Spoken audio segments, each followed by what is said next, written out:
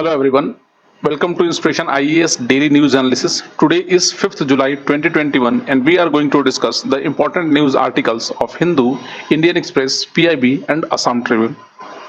Please note that you can download this lecture PDF from our website www.inspirationias.org, as well as you can also download daily MCQ and Vishleshan from our website by clicking this link below. Alternatively, you can follow our social media page like Facebook, Instagram and Telegram channel for other study materials and notes.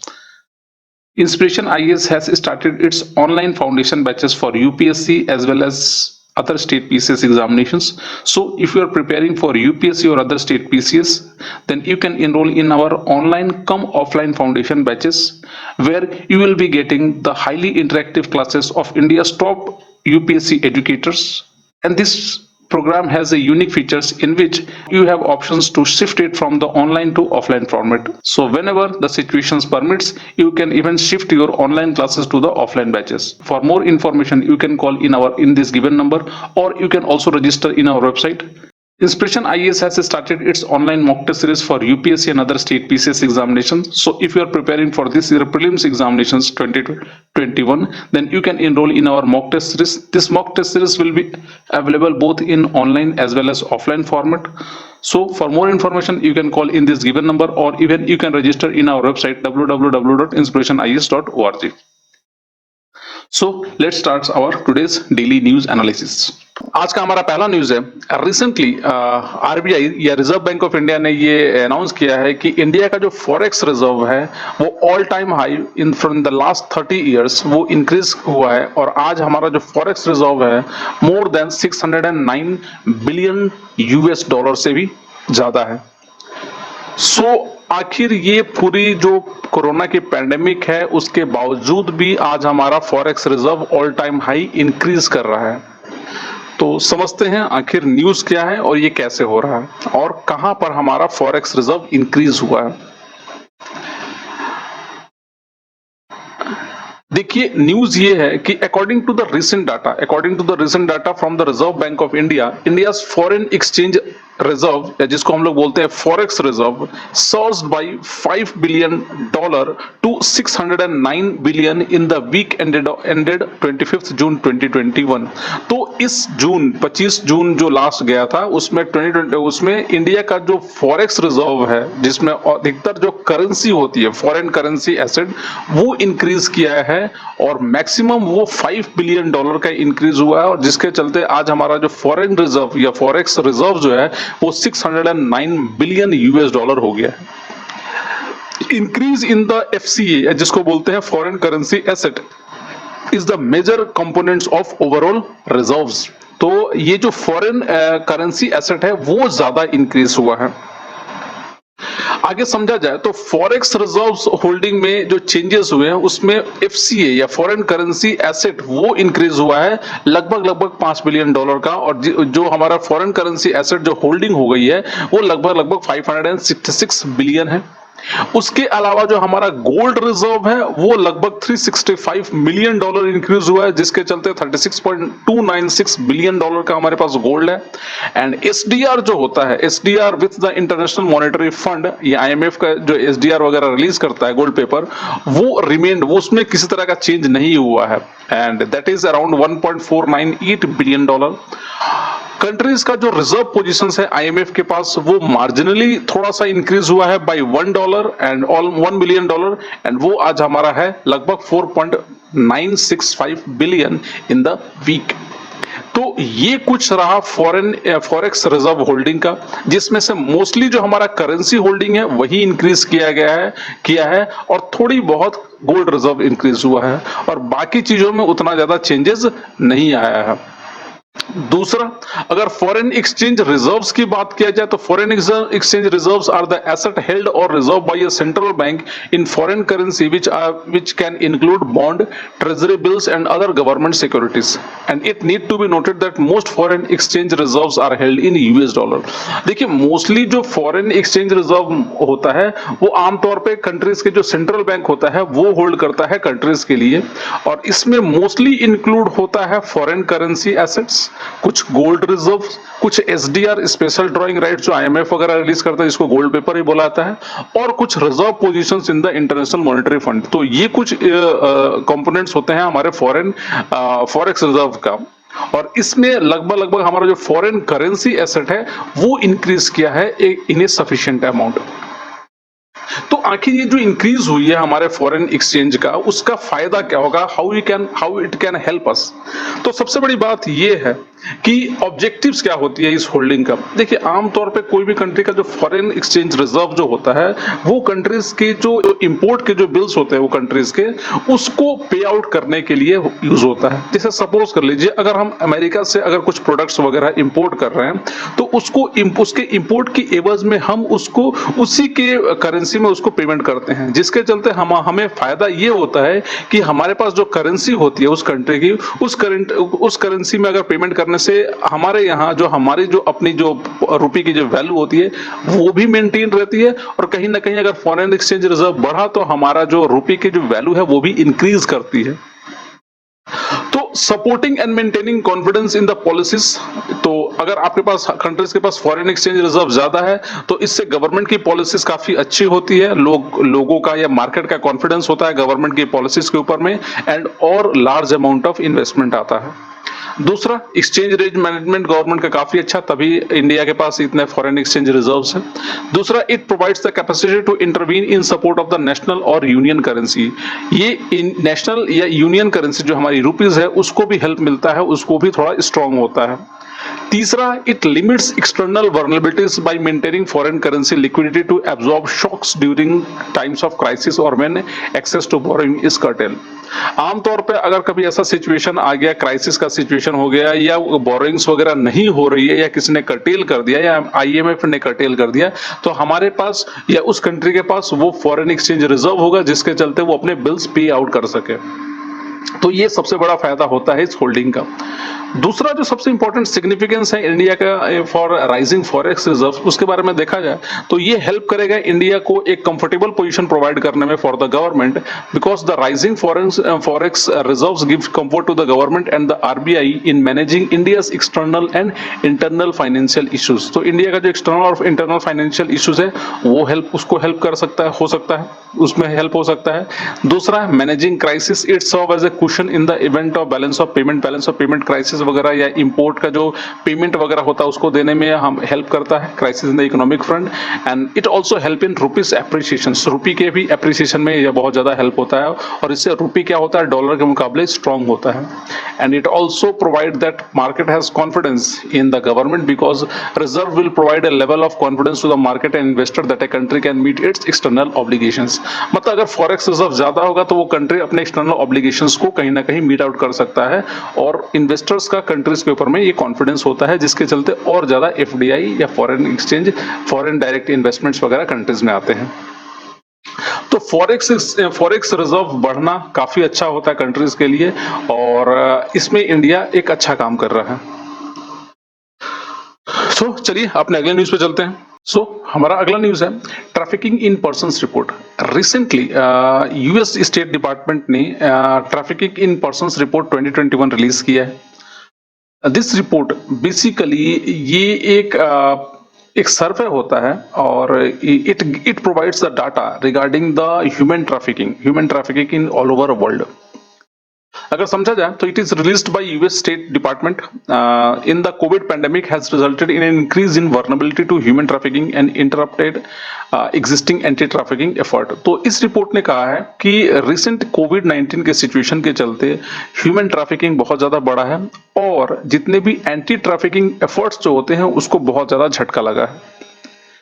दूसरा, human trafficking also called trafficking in persons, forms of modern day slavery, एक तरह का modern day slavery है, which involves the illegal transport of individuals by force और deceptions for the purpose of labour. या तो ऐसे लोगों को लेबर के लिए लाया जाता है, या इवन सेक्सुअल एक्सप्लॉयटेशंस के लिए भी लाया जाता है, या और activities in other benefit financially. अगर किसी और चीजों में अगर पैसे वगैरह हो रहे हैं, ऐसे बेनिफिट्स ऐसे लोगों को ट्रेड करके, तो उन सारे कंसेप्ट को या इन सारे चीजों को ट्रैफिकिंग बोली जाती है। मतलब इंसान के शरीर का खरीद फरोख्त जिंदा।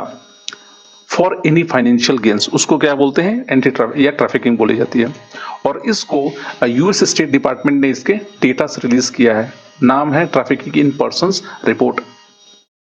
ये रिपोर्ट बहुत सारे कुछ फाइंडिंग्स हाईलाइट करता है, जैसे कि वो कहा, ये रिपोर्ट कहता है कि while India did not meet the minimum standard to eliminate trafficking, the government was making significant efforts, although there were inadequate.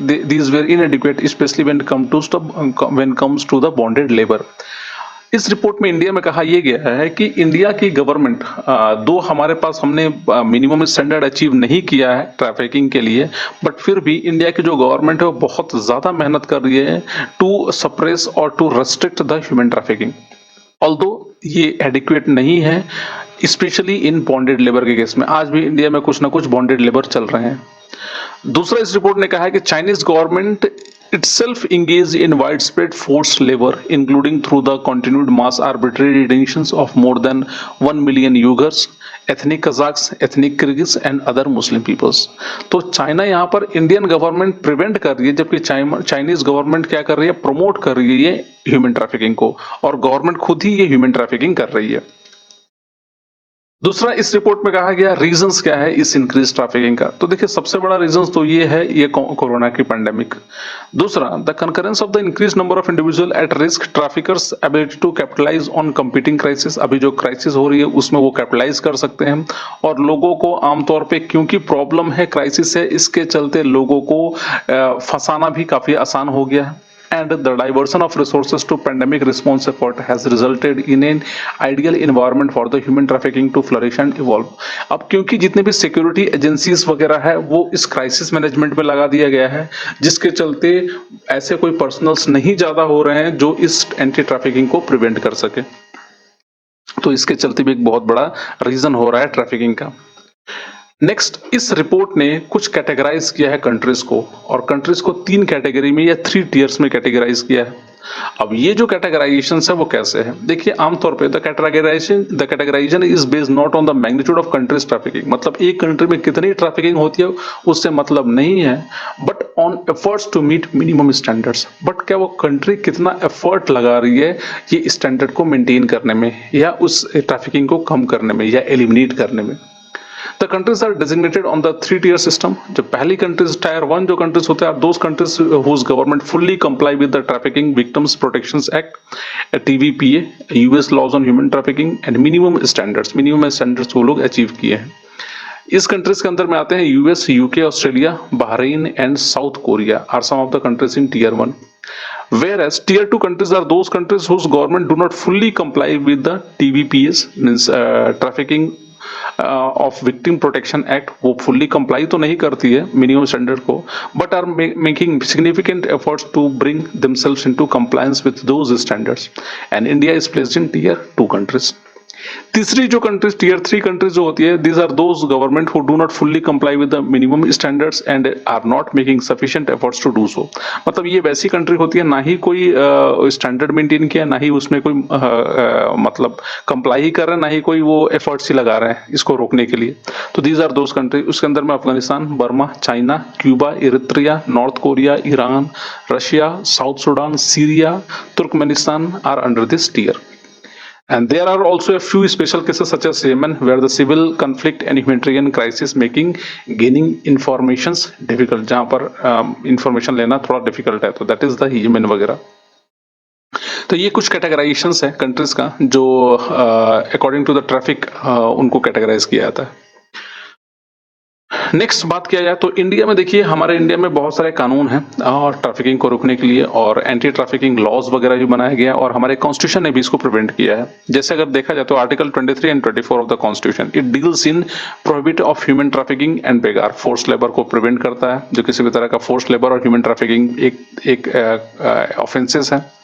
And article 24 forbids employment of children below the age of 14। तो 14 साल के कम बच्चों को किसी भी तरह के factories या माइंस वगैरह में या किसी भी तरह के डेंजरस जॉब में एम्प्लॉयड नहीं किया जा सकता। तो ये कुछ कॉन्स्टिट्यूशनल प्रोटेक्शंस है हमारे फंडामेंटल राइट्स के अंदर में। इसके अलावा भी आईपीसी के अंदर भी सेक्शन डाले गए हैं, जैसे section 370 and 370A it of IPC provides for the comprehensive measures to counter the menace of human trafficking including trafficking of children. for exploitation in any form, including physical exploitation or any forms of sexual exploitations, even slavery, servitude or the forced removal of organ। तो ये सारा कुछ article 370 और 378 के अंदर में है कि किसी भी तरह का ह्यूमन या बच्चों को आप ट्रैफिकिंग में अगर आप इन्वॉल्व होते हो तो वो एक ऑफेंस बनता है।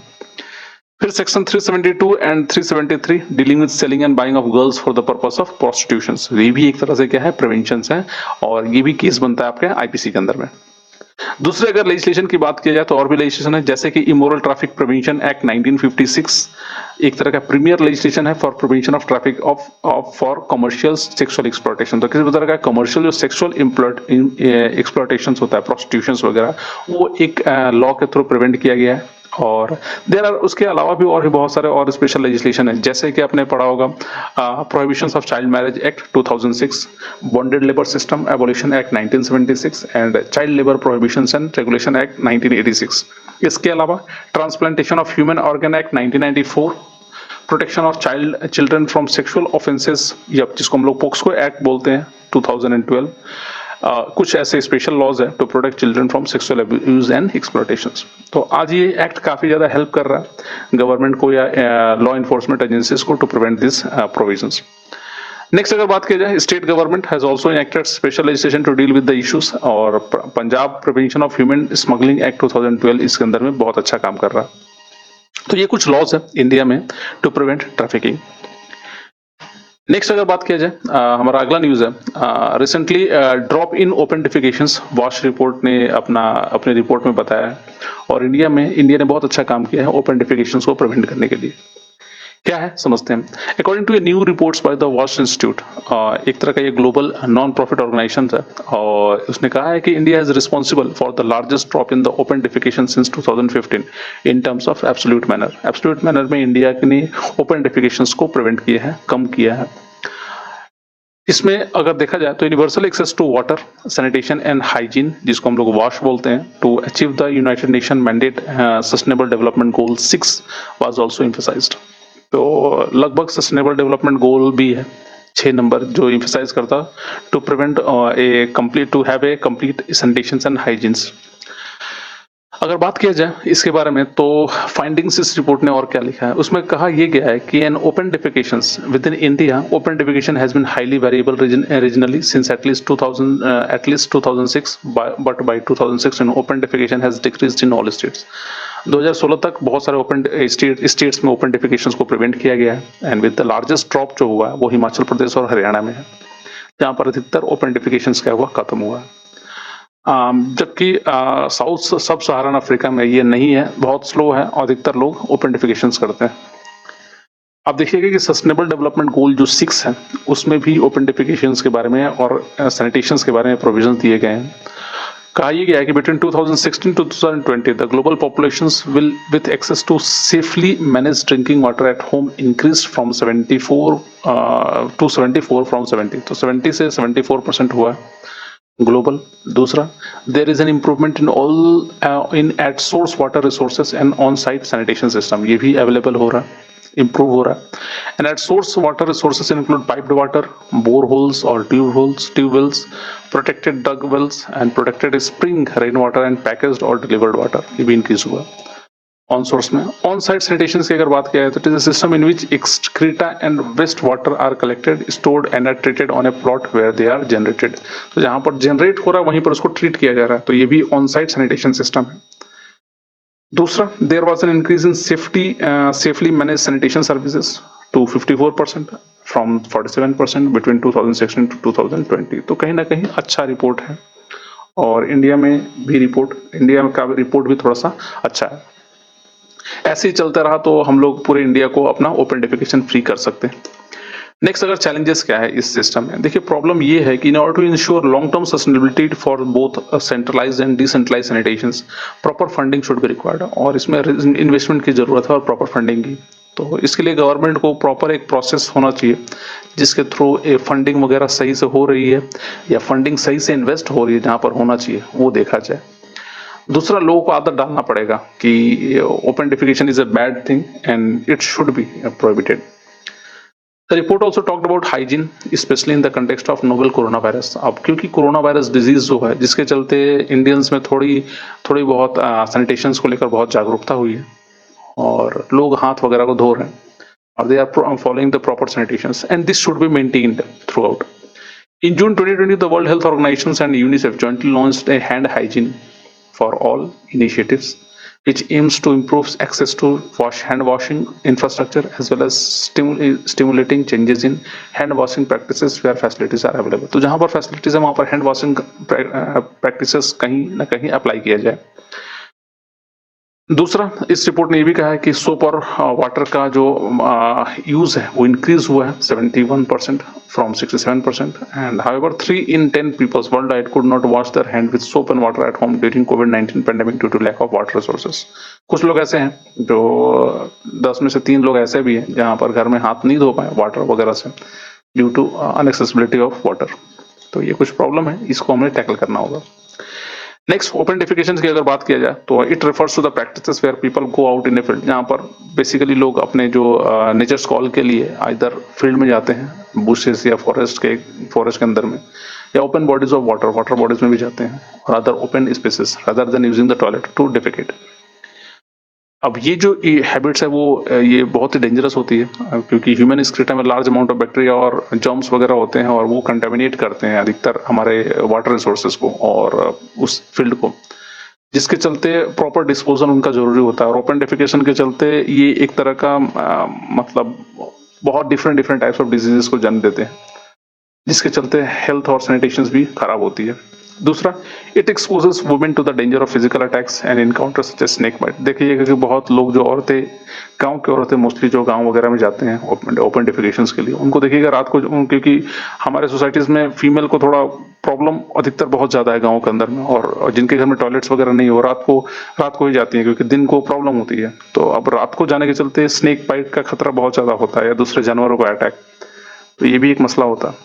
दूसरा, poor sanitation also cripple national development by diverting peoples hard earn money towards out of pocket expenditure on health, और जिसके चलते बीमारी के चलते वो पैसा जो लोग अर्न किए हुए हैं वो इस तरह के केसेस में जाते हैं यहाँ पर ट्रीटमेंट वगैरह में लगता है, और फिर से अब मेडिकल ट्रीटमेंट में लोग जो आउट ऑफ द पॉवर्टी है वो पॉवर्टी लाइन के अंदर चले जाते हैं.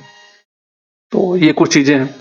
तो open defecation is a very big challenge और इसको कहीं ना कहीं हमें रूट आउट करना पड़ेगा. So this were the report. Next अपने अगले न्यूज में चलते हैं. हमारा अगला न्यूज है प्रोजेक्ट बोल्ड, केवीआईसी का है. क्या है समझते हैं. तो देखिए, आमतौर पे recently Khadi and village industries, जिसको केवीआईसी बोला जाता है, launched a project named bamboo oasis on land in drought, जिसको नाम दिया गया है बोल्ड.